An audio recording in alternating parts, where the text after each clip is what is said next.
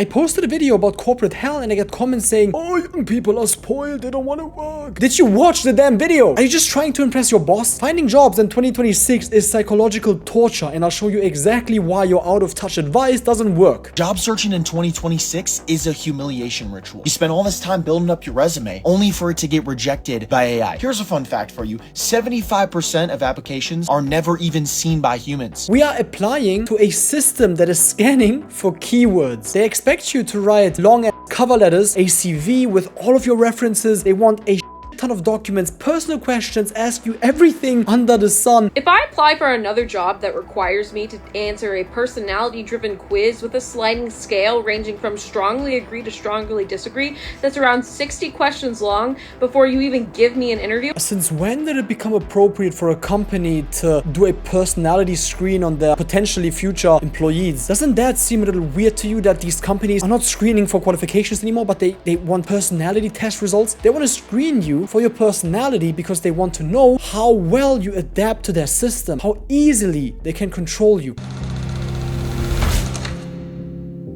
3 months, 313 job applications, 107 emails back, 2 interviews, and out of that, only 1 job offer. Oh yeah, but don't worry, we just don't want to work. We're just lazy. We just don't know how to find the right jobs. Fucking stop coping. Who hasn't applied to a million fucking companies only to get rejected, get maybe 1 or 2 offers, and even if you get an offer, the offer is complete and utter bullshit. You don't get compensated highly enough. You have to work demonic hours, and even if you do want to work more, they just don't have any work for you because AI is just taking the jobs anyway, or the job market is so goddamn saturated that they can choose from any candidate. This is not about being lazy, about not being able to find a job. It's a systematic issue that we have to counteract somehow. And before you comment, watch the video till the end. Build an opinion and then make an informed decision on what you say on the internet. Don't look like a fucking idiot and have some empathy for your fellow human beings. If you're sick of all this fake bullshit, then consider subscribing. But enough with the fun and games. It's time for everyone's favorite. Work. And now, just like the last video, we have a whole subreddit dedicated to showing you how unbelievably unfair and difficult job hunting is. Let's say you found a good position. You finally think, yeah, this could be something, and you read the requirements. Experience minimum of 7 years of employment history. For an intern level position, interns with 7 years of experience aren't supposed to be interns. You get paid in experience, or is that it? And you need 7 years of experience for that. Flew out for an Onsite, got walked out halfway through. Well-known aerospace company known for intense interviewing process and shit candidate treatment. I think they realized halfway through that my background didn't match what they actually needed on the ground. No feedback, no timeline, just a long drive to the airport to think about my life choices. If you are a person with some kind of pride, you are always going to feel very hurt and just disrespected in that situation. So unreasonable to expect people that are looking for jobs who are probably in a tight monetary situation to spend a shit ton of money to fly out to your company when all you do is humiliate them, reject them, and then send them back with the feeling of disappointment. At least give me some feedback. At least tell me what I did wrong. Let me learn so I can apply those tips to my next interviews, to my next applications. But no, I just get served a fucking nothing burger, and there I am having nothing once again. This one says, please don't apply if you need employment. And I wonder, okay, what can this be? This isn't going to be some totally stupid and unreasonable criteria now, is it? Please don't apply if you make excuses. Your friends don't comment on your energy and outgoing personality. Why do you care? You are unable to nurture and maintain long-term relationships. Okay, how will you find that out? Do people just say, oh yeah, I am good at maintaining and nurturing a long-term relationship? Or are you going to check their dating history now? You are just looking for a job. Yeah, so 99% of people are just looking for a job. Do you think we want to work because it's fun? We work because we need to sustain ourselves, brother. Do we ever grow up thinking, I want to work at a fucking drive-thru because it's so nice getting screamed at by people who are mad that I forgot their fries? Fired on day 1 for leaving at 6:30 p.m. The audacity is unreal. I just had the most surreal first day experience at a company called Alpha Test, an SAT prep coaching firm. The official hours are 9 a.m. to 6 p.m. I stayed until 6:30 to make sure everything was wrapped up. I thought I was being a good intern. At 7:30 p.m. while I was finally home, the partner called and ordered me to return to the office immediately. No emergency, just a random demand. When I told her I couldn't make it back, she fired me on the spot.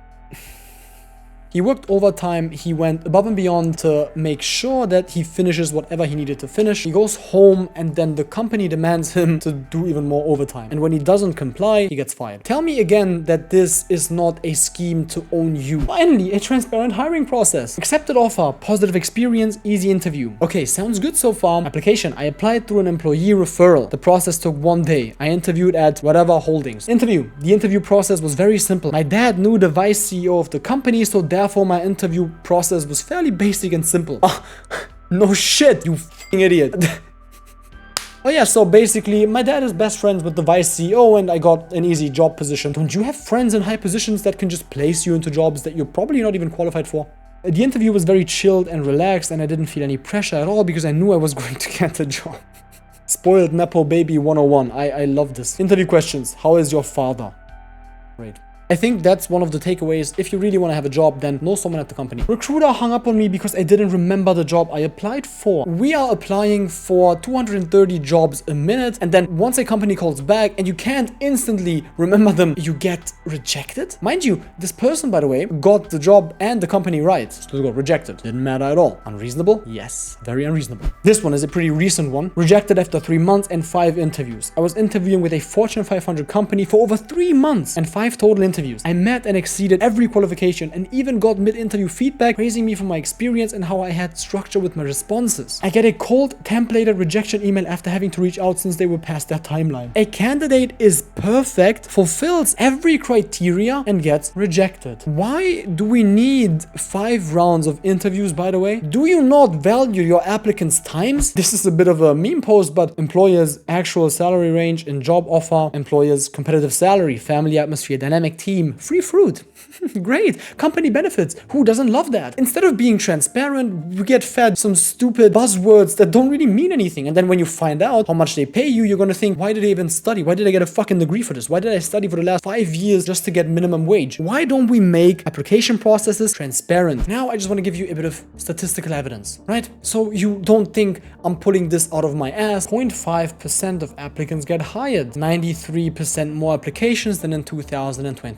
14% smaller recruiting teams and 8% higher rate for sourced candidates. We have more applicants than before, we have less HR to actually screen them, and we have less jobs than ever because of the high saturation with all of the university graduates. Here's also a good comparison to 2019 and 2026. We have 50 to 100 applicants per posting, whereas now it's 2 to 300. 21 to 30% of postings are ghost jobs, meaning jobs that aren't actually jobs. 93% of companies say that they posted ghost jobs. 30% of the current listings are ghost jobs, meaning if you find one of those 30% jobs, you're not even applying for a real job, which explains why you get ghosted. 67% do it to appear open to talent and 62% do it to make employees feel replaceable, both of which are manipulation tactics. We want to show you how irrelevant you are, how replaceable you are. You're just a cog in the machine. You're one of many. Networking was helpful. Networking is nearly essential, which we also saw in the personal experiences. Here, apply online, get callbacks. Online applications have a 0.5% success rate. You're meant to be desperate. You're meant to search for it. And now, again, to those people that were questioning the last video, to those people that still didn't seem to understand, do you think that I'm wrong? Do you think that this is not evidence enough for you to change your mind? To at least sympathize a little bit with the people that are struggling at the moment? And I will leave you with that. Thank you so much for watching and sticking through this with me.